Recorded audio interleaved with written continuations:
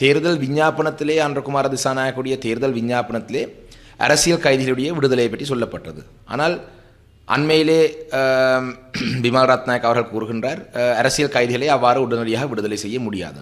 விடுதலை செய்வதென்றது அன்றகுமார திசாநாயக சில விடயங்களை சொன்னார். ஒரு பேனாவால் ஒரு கையொப்பம் விட்டாலே தன்னுடைய சில விடயங்களை தான் செய்வேன் என்று சொன்னார். எங்களுக்கு தெரியும், ஒரு பேனாவால் ஒரு கையொப்பம் விட்டு அரசியல் கைதிகளுடைய விடுதலை செய்ய முடியாது. அதுக்கு ஒரு பொறிமுறை ஒன்று இருக்குது. அரசியல் கைதிகள் என்று சொல்பவர்கள் அண்மையிலே கைது செய்துபட்டு கொண்டிருக்கும் வியாலேந்திரன் மற்றும் அமைச்சர்கள் போல ஊழல் மோசடி, லஞ்ச ஊழல் மோசடி செய்து கைது செய்யப்பட்டவர்கள் அல்ல. அவர்கள் எங்களுடைய இனத்தினுடைய விடுதலைக்காக, அரசியல் காரணங்களுக்காக போராட்டத்தில் ஈடுபட்டவர்கள் என்ற குற்றச்சாட்டின் பேரிலே தான் அவர்களை சிறையிலே எத்தனையோ வருஷங்களாக, தசாப்தங்களாக கூட வைத்திருக்கிறார்கள். அப்போ இந்த விடுதலை செய்வதை பற்றி என்பிபி அரசாங்கம் எந்த நகர்வும் செய்ய போதா இல்லை.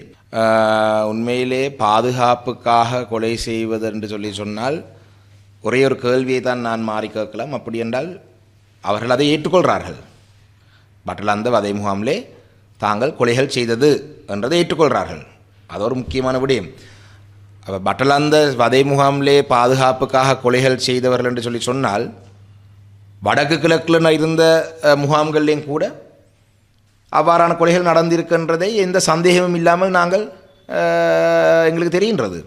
அது தெரிஞ்ச விடயம். ஆனால் அரசாங்கம் அதை மறுத்து கொண்டிருக்கிறார்கள்.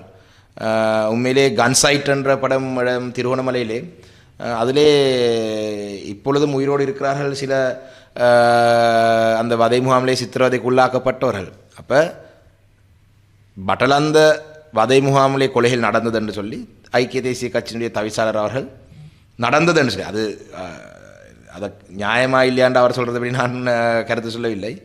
கொலைகள் நடந்தது, சித்திரவதை நடந்தது என்றதை ஐக்கிய தேசிய கட்சியினுடைய அரசாங்க காலப்பகுதியில் நடந்த இந்த விடயத்தை ஐக்கிய தேசிய கட்சியினுடைய இன்றைய தவிசாளர் ஏற்றுக்கொள்வது வரவேற்கத்தக்க விடயமாக தான் பார்க்கின்றேன்.